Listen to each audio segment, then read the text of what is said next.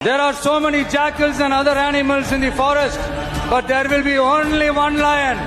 And even if it is single, it will be the king of jungle. It is not only a description, but also a clear declaration. Vijay Tamil politics का सबसे बड़ा lion है। ये बात सिर्फ description नहीं है, declaration है। ये बात आज सच साबित हुई। लोग कहते थे कि सिनेमा की शोहरत राजनीति में काम नहीं आती, लेकिन ऐसा नहीं है। एक्टर विजय बिना धनबल की राजनीति, बिना गठबंधन, बिना किसी झूठी पहचान के राजनीति में आए और अब अपने पहले ही चुनाव में इतिहास रच रहे हैं। थलापति नाम से मशहूर विजय तमिलनाडु की राजनीति के सितारे। एक्टर एमजीआर के बाद तमिलनाडु के दूसरे सबसे लोकप्रिय स्टार विजय मुख्यमंत्री बनने जा रहे हैं। चुनाव से पहले छापों के बाद भी विजय डरे नहीं, बीजेपी से गठबंधन के लिए तैयार नहीं हुए।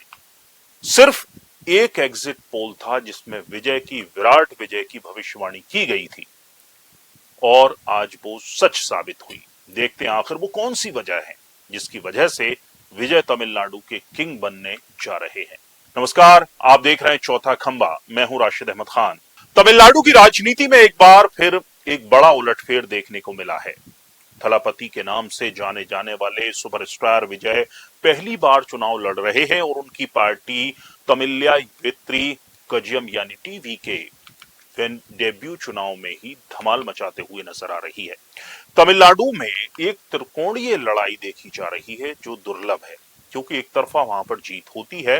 हालांकि टीवीके सबसे बड़ी पार्टी है और बहुमत के करीब पहुंच गई है और वक्त गुजरने के साथ साथ हो सकता है कि वो स्पष्ट बहुमत भी हासिल कर ले। रुझानों को देखकर लग रहा है कि तमिलनाडु में टीवीके ही सबसे बड़ी पार्टी बन रही है। फाइनल नतीजे आने तक कहानी थोड़ी बदल सकती है, लेकिन एक बात साफ है कि पहले चुनाव में ही थलापति विजय ने चुनावी मैदान में झंडा गाड़ लिया है। यहाँ थलापति विजय के इस शानदार प्रदर्शन के पीछे एक साफ रणनीति नजर आ रही है, जो उन्होंने फिल्मी दुनिया में आकर राजनीति में कद्दावर नाम बन जाने वाले एमजी रामचंद्रन और जयललिता से सीखी होगी। विजय वो गलती दोहराते नजर नहीं आए जिसे करने का खामियाजा कमल हासन चुका चुके हैं। विजय ने 2024 में अपनी राजनीतिक पार्टी टीवीके शुरू की और उसी समय उन्होंने ये घोषणा कर दी थी कि वो फिल्मों से संन्यास लेकर पूरी तरह राजनीति पर ध्यान देंगे। यही बात उन्हें कमल हासन से अलग करती है। विजय के मुताबिक उनकी आखिरी फिल्म जननायकन होगी, जो जनवरी में रिलीज होनी थी, लेकिन कोर्ट केस के में फंसकर अभी तक रिलीज नहीं हुई है। विजय ने फिल्मी दुनिया छोड़ने के पीछे अपना तर्क जो है साफ साफ दिया था कि उनका कहना था कि राजनीति कोई ऐसा काम नहीं है जिसे आधे अधूरे तरीके से किया जाए। उन्होंने कहा कि तमिलनाडु के वोटर पूरे समर्पण के हकदार हैं और राज्य का राजनीतिक इतिहास भी इस बात को सही साबित करता है। एमजीआर और जयललिता ने सत्ता मजबूत करने से पहले फिल्मों में सक्रिय काम करना छोड़ दिया था, लेकिन कमल हासन का तरीका, जिसमें वे फिल्मों और राजनीति दोनों में साथ साथ सक्रिय हैं, चुनाव में ज्यादा सफल नहीं रहा। यही वजह है कि कमल हासन ने जो गलती की थी वो विजय ने नहीं की और फिल्मों से संन्यास के ऐलान के बाद राजनीति में उन्होंने एंट्री की। विजयकांत की पार्टी तेजी से ऊपर गई, लेकिन संगठन के स्तर पर कमजोर पड़ गई। ऐसा लगता है कि तमिल राजनीति में आधे अधूरे प्रयासों के लिए ज्यादा जगह नहीं है।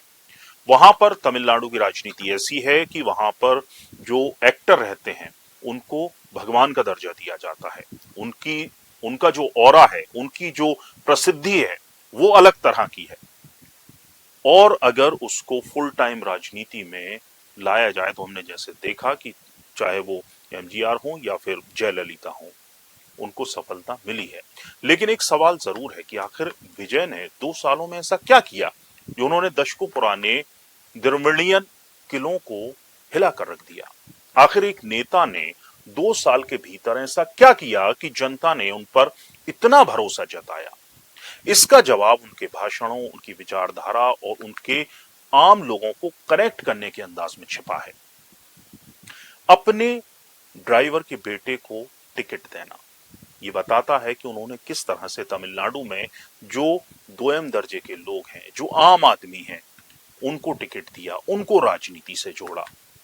विजय ने अपने चुनावी घोषणा पत्र में महिलाओं, अब जब हम बात कर रहे हैं चुनावी भाषणों की, रणनीति की, तो उनका जो चुनावी घोषणा पत्र था उस पर भी बात की जानी चाहिए। विजय ने अपने चुनावी घोषणा पत्र में महिलाओं और युवाओं पर विशेष ध्यान दिया। उन्होंने 60 वर्ष से कम उम्र की महिलाओं को हर महीने 2500 की आर्थिक सहायता और साल में 6 मुफ्त सिलेंडर देने जैसे लुभावने वादे किए, जिसने महिला मतदाताओं को काफी अट्रैक्ट किया। विजय की जबरदस्त लोकप्रियता जो है वो यहां काम आई। थलापति विजय की फिल्मी सुपरस्टार वाली छवि और उनका विशाल प्रशंसक आधार सीधे तौर पर वोटों में तब्दील होता दिख रहा है। तमिलनाडु की राजनीति दशकों से डीएमके और एआईएडीएमके के इर्द गिर्द घूमती रही है। जनता के एक बड़े वर्ग ने विशेषकर शहरी क्षेत्रों में टीवी को एक नए और मजबूत तीसरे विकल्प के रूप में स्वीकार किया है। सत्तारूढ़ डीएमके के खिलाफ कुछ क्षेत्रों में नाराजगी और विपक्ष यानी कि एआईएडीएमके के बिखराव का फायदा भी विजय की नई पार्टी को मिला है। जमीनी स्तर पर विजय की पार्टी जो है बहुत सक्रिय रही। विजय ने अपनी पार्टी को किसी भी गठबंधन से दूर रखकर अकेले चुनाव लड़ने का साहसिक फैसला लिया। जैसा कि हमने शुरुआत में भी बताया है कि इलेक्शन से अहम पहले उन पर छापे पड़े, उनकी पेशियां हुई, लेकिन वो डरे नहीं। युवाओं को रोजगार और शिक्षा के लिए बिना गारंटी के 25 लाख रुपए तक के लोन जैसे वादों से युवाओं को उन्होंने जोड़ा। अब उनके भाषणों पर नजर डालते हैं। विजय की राजनीति की सबसे बड़ी शक्ति उनकी विचारधारा रही। 27 अक्टूबर 2024 को विक्रमंडी में हुई उनकी पहली विशाल रैली में मंच के पीछे एक भव्य पोस्टर लगा था। उस पोस्टर पर महान संत कवि थिरुवल्लुवर की तस्वीर के साथ एक पंक्ति सबसे ऊपर अंकित थी। ये पंक्ति जो थी उसका जो अर्थ है वो ये था, क्योंकि वो तमिल में लगी हुई थी, जिसका जो लिखा था वो था पिर पकुक्कम एल्ला उविरलुकम, जिसका अर्थ है सभी मनुष्य जन्म से समान है।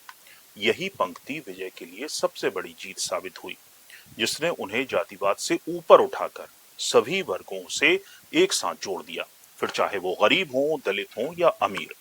ये पंक्ति तमिलों के पवित्र ग्रंथ थिरुककुरल के अध्याय 98 से ली गई थी। विजय ने इसे अपनी पार्टी टीवीके का आधिकारिक जो आदर्श वाक्य है बनाया।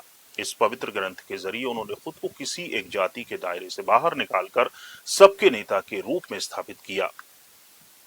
थिरुवल्लुवर के नाम लेकर उन्होंने तमिल बुद्धिजीवियों और बुजुर्गों का दिल जीता, जो उन्हें केवल एक फिल्मी सितारा मान रहे थे। विजय ने अपनी रैलियों में कभी भी खुद को एक बड़े कद का नेता नहीं दिखाया। 7 मार्च 2026 की तिरुचि रैली में उन्होंने कहा कि उन्होंने महिलाओं और माताओं के बीच उन्हें बेहद लोकप्रिय बना दिया। उन्होंने कहा था कि विरोधी मुझे अभिनेता कह सकते हैं, लेकिन जब मैं इस भीड़ को देखता हूं तो मुझे कोई पद नहीं दिखता। यहाँ खड़ी हर माँ की आंखों में मुझे अपनापन दिखता है। उन्होंने कहा कि मैं यहाँ आपके घर के एक बेटे के तौर पर खड़ा हूँ, एक बेटा जो अब तक पर्दे पर आपकी तालियों से खड़ा हुआ, लेकिन आज आपके आंसुओं और आपकी समस्याओं को पहुंचने के लिए आपके सामने आया है। अगर एक घर का बेटा कमाता है तो वो सबसे पहले अपनी माँ और बहनों की चिंता करता है। उन्होंने कहा कि मेरा राजनीति में आने का मकसद भी यही है, अपने इस बड़े तमिलनाडु परिवार की चिंता करना। उन्होंने कहा कि मुझे सत्ता का मोह नहीं, मुझे बस उस भरोसे को निभाना है जो आपने मुझ पर जताया है, और ये भरोसा ही वोटों में तब्दील हुआ है। तो आज के वीडियो में हमने देखा कि एक्टर विजय कैसे तमिलनाडु के किंग बने। पूरा वीडियो देखने के लिए शुक्रिया। आप भी इस खबर पर कमेंट कर अपनी राय हमें दे सकते हैं। वीडियो पसंद आया हो तो लाइक कीजिए, शेयर कीजिए और हमारे चैनल को सब्सक्राइब जरूर कीजिए। नमस्कार।